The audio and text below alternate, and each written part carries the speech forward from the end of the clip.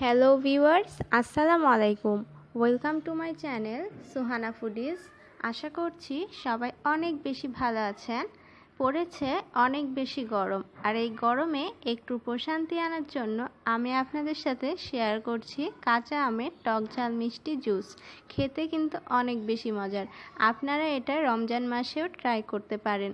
তো চলুন দেখে নিই কীভাবে তৈরি করতে হয়। তো কাঁচা আমের জুস তৈরি করার জন্য এইখানে নিয়েছি ছোট কাঁচা আম।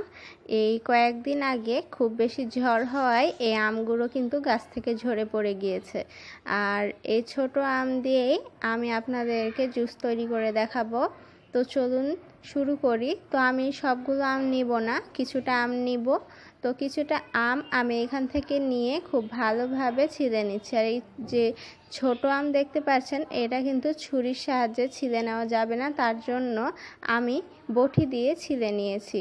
তারপরে দেখতেই পাচ্ছেন কাঁচা আমটাকে আমি খুব ভালোভাবে পানি দিয়ে পরিষ্কার করে নিয়েছি আর ছোট্ট ছোট্ট টুকরো করে কেটে নিয়েছি, যেমনটা স্ক্রিনে দেখতে পাচ্ছেন।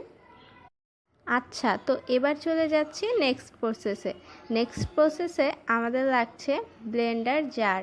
একটি ব্লেন্ডার জারের মধ্যে আমি যে কুচি করে রাখা আমগুলো রেখেছি সেগুলো দিয়ে দিচ্ছি। আপনারা কম অথবা বেশি বাড়িয়ে কমিয়ে নিতে পারেন। তো আমগুলো দিয়ে দেওয়া হয়ে গেলে এইখানে অ্যাড করে দিচ্ছি পানি এখানে আমি 1 কাপ পরিমাণ ব্যবহার করেছি। আমের পরিমাণ যদি আপনাদের বেশি থাকে সেক্ষেত্রে পানির পরিমাণটাও কিন্তু বাড়িয়ে দিতে হবে। তারপরে এখানে কাঁচামরিচ দিয়ে দিচ্ছি। একটি কাঁচামরিচকে 3টা টুকরো করে নিয়েছি। আপনারা ঝালটা আপনাদের ইচ্ছা মতো দিতে পারেন। তো এখানে অ্যাড করে দিচ্ছি 1/4 কাপ পরিমাণ চিনি, আর দিয়ে দিচ্ছি সামান্য পরিমাণে লবণ। আর হ্যাঁ, এইখানে একটি কথা, আপনারা যদি আপনাদের হাতের কাছে যদি বিট লবণটা থাকে তাহলে এখানে বিট লবণ ব্যবহার করবেন। আমার হাতের কাছে বিট লবণ ছিল না, তার জন্য আমি ব্যবহার করিনি, লবণটাই ব্যবহার করেছি। তো তারপরে আমি ব্লেন্ড করে নিয়েছি এটাকে 1 মিনিট মতো।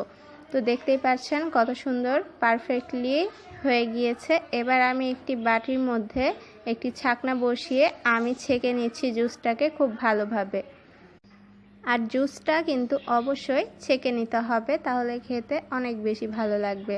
সাধারণত যে কোনো তরমুজের জুস অথবা আমের জুস বলা যেতে পারে, সব কিছু যদি ছেঁকে খান তাহলে অনেক বেশি ভালো লাগে। তো আমি একটি স্প্যাচুলার সাহায্যে চেপে চেপে রসগুলোকে বের করে নিচ্ছি। আপনারা এই কাজটা চামচের সাহায্যেও করে নিতে পারেন।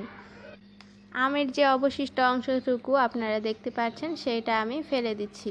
আপনারা চাইলে এটার আচার করেও খেতে পারেন, কিন্তু ফেলে দেওয়াটাই, কারণ সব রসই আম থেকে আমি বের করে নিয়েছি। তো এবার জুসটা আমি আপনাদেরকে দেখাচ্ছি কতটা পরিমাণ পারফেক্ট হয়েছে। একটি স্প্যাচুলার সাহায্যে নিচ থেকে উপর খুব ভালোভাবে মিশিয়ে নিচ্ছি। তারপরে এটা সার্ভ করার জন্য রেডি। আমি একটি গ্লাসের মধ্যে 3টা আইস কিউব দিয়ে দিচ্ছি। তারপরে আমের জুসটাকে সার্ভ করে নিচ্ছি। কেমন লাগলো আজকের রেসিপি? আশা করছি সবার কাছে ভালো লেগেছে। যদি ভালো লেগে থাকে প্লিজ সবাই লাইক, কমেন্ট, শেয়ার করবেন আর আমার চ্যানেলটিকে সাবস্ক্রাইব করে পাশেই থাকবেন। তো সবাই ভালো থাকবেন, সুস্থ থাকবেন। নেক্সট রেসিপিতে আবারও হাজির হয়ে যাব। Thanks for watching. আল্লাহ হাফেজ।